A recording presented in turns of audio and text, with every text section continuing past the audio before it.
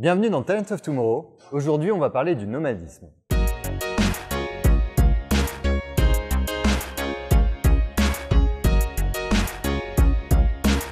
Alors Emeline, bonjour. Bonjour Alex. On a beaucoup parlé l'année dernière dans Talents of Tomorrow des espaces de travail, des lieux de travail. Alors on s'est servi du déménagement de Talentsoft pour en parler.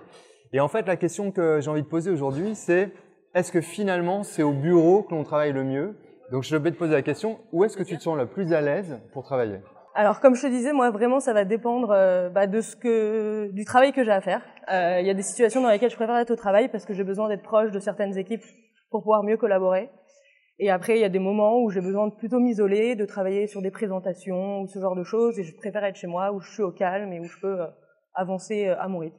Et est-ce que tu comprends un petit peu la problématique des employeurs, des managers, leur tension sur le côté tu vas travailler de chez toi, ils vont pas voir ce que tu fais.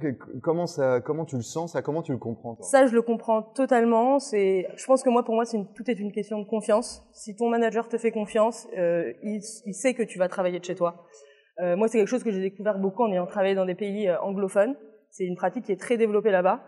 Et je pars du principe que si ton manager te fait confiance, il sait que tu vas travailler et il sait que tu seras productive après. Et ça t'arrive de travailler aussi, là on a parlé du lieu, mais tu travailles aussi hors des temps de travail, j'imagine. Ça doit t'arriver de regarder des mails le week-end, le soir. Donc du coup, tu trouves pas que c'est un discours un peu d'un autre temps que la question de tu travailles du bureau ou de chez toi? Finalement, la technologie fait que tu peux travailler d'un peu n'importe où. De partout. Même en vacances, j'avoue que j'ai peut-être fait l'erreur de mettre mes mails sur mon téléphone. Et du coup, même en vacances, je regardais mes mails et je m'assurais que tout se passait bien avec mes clients, ce genre de choses. Du coup, c'est vrai qu'en fait, il n'y a pas vraiment d'horaire de travail. En fait. C'est beaucoup plus libre. Je pense que le monde du travail évolue dans ce sens. Et c'est une très bonne chose. Donc Emeline, on est d'accord, la question de savoir où on travaille et quand on travaille, c'est un truc très 20e siècle, mais c'est à plus court. Ça, bien sûr que non. Dans le monde du travail actuel, c'est plus possible de penser comme ça. Je pense qu'il n'y a pas d'horaire de travail, de lieu de travail. C'est vraiment là où tu te sens bien et là où tu as besoin de travailler pour avancer dans ton travail. Il faut juste travailler sur la confiance finalement pour autoriser ça. C'est exactement ça. Alors tu sais quoi, je vais aller voir maintenant un de tes collègues qui, je sais, lui, aime bien venir au bureau et on va essayer de comprendre pourquoi, d'accord? D'accord, allez, à toi. Bonne chance. Bon, alors Geoffrey, salut. Salut.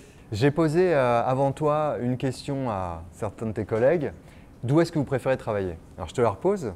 Est-ce que tu préfères travailler de chez toi? Est-ce que tu préfères venir au bureau pour travailler? C'est quoi ton ressenti là-dessus? Moi, clairement, je préfère travailler au bureau parce que je trouve que ce qui est important, c'est d'être entouré de collègues et de pouvoir travailler avec eux. C'est hyper agréable, surtout si on s'entend bien avec eux. Et puis quand on travaille en équipe, nous par exemple, on travaille beaucoup en équipe, c'est hyper important d'être proche des autres pour avoir leur ressenti direct. Et même s'il y a des super nouvelles technologies, on est quand même mieux les uns à côté des autres pour discuter.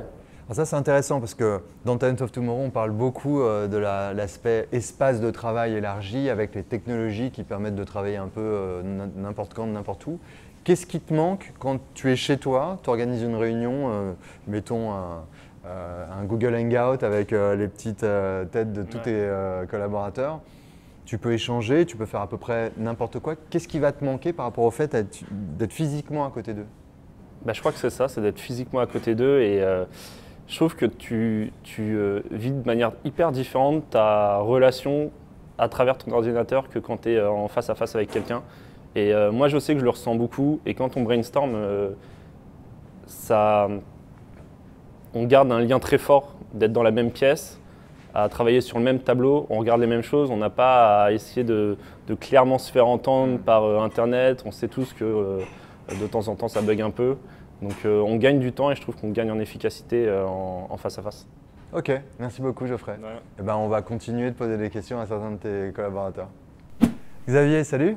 Salut Alex. Alors je suis en train de poser la question à plein de gens sur où est-ce que vous préférez travailler. Alors je sais que toi tu as une position un petit peu particulière là-dessus, donc tu peux nous dire d'où est-ce que tu préfères travailler?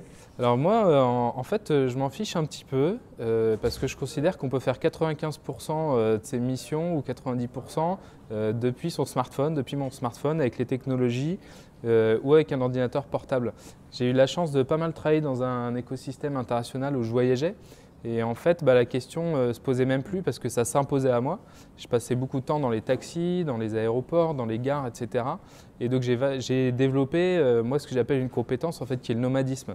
Et je pense que le nomadisme, c'est assez naturel, soit avec un style de vie, où on a du mal à venir au travail, on ne se reconnaît pas forcément dans un mode 10h, 18h, ou bien sinon c'est simplement les missions que l'on a qui imposent le nomadisme, par exemple les voyages. Donc moi j'ai développé des relations comme ça, je dis souvent à mes équipes, je m'en fiche en fait d'où vous travaillez pour 95% du job et les 5% en fait que je considère nécessaires dans le lieu de travail, c'est souvent tout ce qui touche à la créativité et à l'alignement avec la stratégie sur les missions et les objectifs de l'année. C'est intéressant, j'aimerais revenir sur ce que tu as dit, tu as développé une compétence particulière qui s'appelle le nomadisme pour faire beaucoup d'entretiens annuels pour beaucoup d'entreprises. La compétence nomadisme, je la trouve jamais. On n'interroge jamais les gens là-dessus. Tu la décrirais comment cette compétence en fait? Je dirais que c'est la compétence de savoir travailler partout, dans n'importe quel environnement, que ce soit aussi bien dans un bar, dans un café, que dans une voiture à l'arrêt. Moi, parfois, j'ai pris des calls le soir dans ma voiture garée sur une place et j'étais avec des Américains ou des Européens, juste sur Skype avec mon casque et ça marche très bien sur batterie et en 3G avec mon téléphone portable. Donc c'est la gestion finalement, là ce que tu évoques, c'est une bonne gestion de l'environnement, c'est-à-dire je sais travailler dans le bruit, je sais travailler dans un espace plutôt confiné, dans un espace un peu bizarre, c'est de ne pas être perturbé par l'environnement extérieur finalement. Exactement, de ne pas être perturbé, de l'accepter, de faire avec et surtout de ne pas se mettre de barrière. Parfois on se met une barrière soi-même dans le nomadisme, on dit je ne vais pas pouvoir prendre un call d'ici. Mais en fait lorsqu'on se balade dans ces environnements un petit peu de nomadisme comme les aéroports, les gares, on voit des professionnels qui sont en train de faire des WebEx, des Skype, des réunions de business très importantes et qui ne se mettent pas de barrière dans la prise de décision. Donc pour moi, le nomadisme, ça ne doit pas être un frein à l'exécution. Au contraire, c'est presque même un accélérateur pour prendre des décisions plus vite et faire avancer le business plus rapidement. Intéressant. Écoute, merci Xavier et on va terminer avec un dernier avis. Tu vas pouvoir suivre ça aussi. Merci Alex. Alors Nicolas, dernière question. J'ai posé à pas mal de tes collègues la question de savoir d'où est-ce qu'ils préféraient travailler, de chez eux, d'un café, du bureau.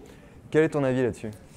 Alors moi, je suis plutôt plus enclin à travailler au bureau pour une raison très simple, c'est que je pense que malgré les nouvelles technologies qu'on peut avoir pour pouvoir communiquer de manière nomade, malheureusement c'est souvent sur des temps qui sont définis, c'est-à-dire qu'on planifie une réunion pour parler d'un sujet ou d'une idée qu'on peut avoir.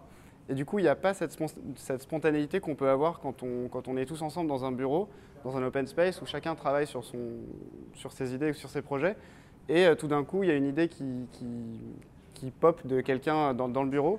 Et tout le monde, il y a directement un échange qui se crée. Et c'est là, généralement, on a les meilleures idées, les meilleurs concepts qui peuvent sortir. Sachant que nous, on est sur des métiers qui sont un peu créatifs, donc on a besoin de cette interaction spontanée malheureusement, on a un peu moins sur des réunions qui sont imposées ou qui sont déjà définies.